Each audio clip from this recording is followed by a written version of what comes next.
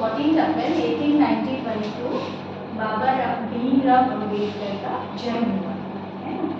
उस टाइम हमारे देश में बहुत ज़्यादा इनइक्वालिटीज थी, ठीक है। आज से 115 ईयर्स अगो हमारे देश में जैसे आज हम सब बैठ के एक साथ स्टडी कर रहे हैं, दैट टाइम ऐसा नहीं था।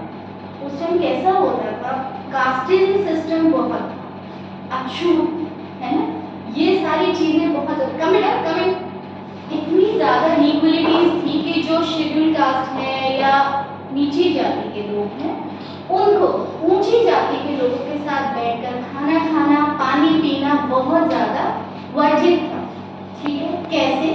पहले गवर्नमेंट स्कूल्स होते थे, प्राइवेट कम होते थे। तो इनका जो टाइम था, बाबा भीमराव अम्बेडकर का जो टाइम था, जब ये बच्चे थे तो इनको क्लास के बाहर ऐसी वाली टेबल्स नहीं होती थी, नीचे बैठ के पढ़ते थे। तो क्लास के बाहर जहाँ बाकी बच्चों की स्लीपर्स हुई होती उनके पास बैठ के इनको पढ़ना पड़ता था। इतना खराब माहौल था क्योंकि ये नीचे जाति के थे और बाकी लोग समण जो जिनको कहा जाता है ऊंची जाति के लोग थे, वो कहा जाता है, ठीक है।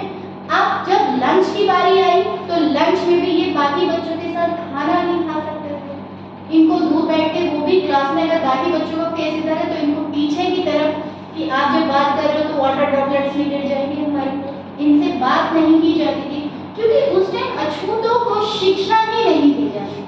तो इनकी मदद ने जब इनका स्कूल में एडमिशन कराया था तो पहली बार ये चीज़ इनको समझा दी थी कि अगर आपको शिक्षा ग्रहण करनी है तो इन सब चीज़ों की आदत डालिए, ये सब आपको फेस करना पड़ेगा। और हुआ भी नहीं तो भीमराव अम्बेडकर ने दिमाग में ये चीज़ फीड कर ली कि मुझे तो सिर्फ शिक्षा ग्रहण करनी है, चाहे जैसा भी माहौल। उन्हीं परिस्थितियों में आप इमेजिन करके देखिए, पहले भारत में ऐसा था, इतना ज़्यादा कास्टिज्म था कि अगर जो अछूत लोग हैं या गरीब लोग हैं जो सफाई करने वाले हैं वो अपने पीछे एक लगा के चलते थे, वो पिक्चर नहीं है कि अगर उन्हें कहीं स्प्लिट करना है, थूकना है तो उस पर डालेंगे, रोड पे भी नहीं डालेंगे, और अपने पीछे झाड़ू बांध के चलनी पड़ती थी जो आदिवासी थे उनके लिए कि अगर आपके पाँव जमीन पे पड़े तो आप साफ करते चलिए, इसके पीछे यहाँ पे झाड़ू भी बना। ऐसा समय था। भीमराव अम्बेडकर ने अपनी शिक्षा ग्रहण की, एडवोकेट बने, ठीक है।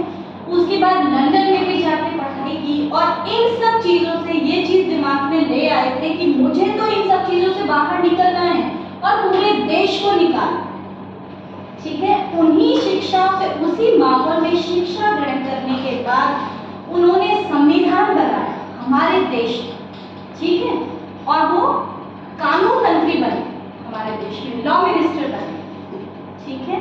और भारत की आज़ादी के लिए सबसे ज़्यादा जो इन्होंने, और ज्योतिराव फुले मैंने आपको बताया था, उन्होंने काम किया स्त्री शिक्षा के लिए कि अगर स्त्री को नहीं पढ़ाओगे तो भारत का विकास या किसी भी कम्युनिटी का विकास नहीं।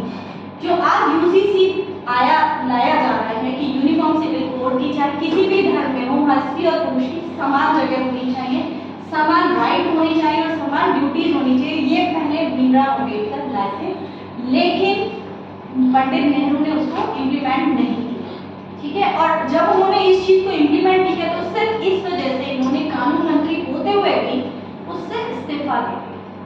तो इतनी सारी इनइक्वालिटीज के बाद भी आज वो आप छोटी छोटी चीजों पे परेशान हो जाते हो, बुक नहीं मिली, नोटबुक नहीं मिली, पेंसिल, उन सब चीजों को दूर हो जाए, क्योंकि ऐसे भी लोग हैं जिनसे आपको सीखने की जरूरत है।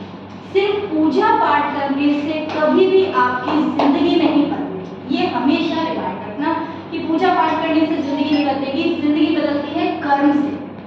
कर्म, निष्काम कर्म, निस्वार्थ कर्म, ये चीजें आपको इसलिए बताया कि इतना सब होते हुए भी उन्होंने शिक्षा ग्रहण की उसी माहौल में। सोच के देखिए, अगर आप सब बैठे हो और किसी को शूज के पास बैठना पड़े, इवन पानी पीने की इजाजत नहीं थी, स्वीपर जो होते थे, जो चपरासी होता था, फूड का, जैसे आपकी आंटी है, वो इनको पानी देते थे, वो भी दूर से, इनके जैसे और भी बच्चों को, लेकिन बाकी में हिम्मत नहीं थी।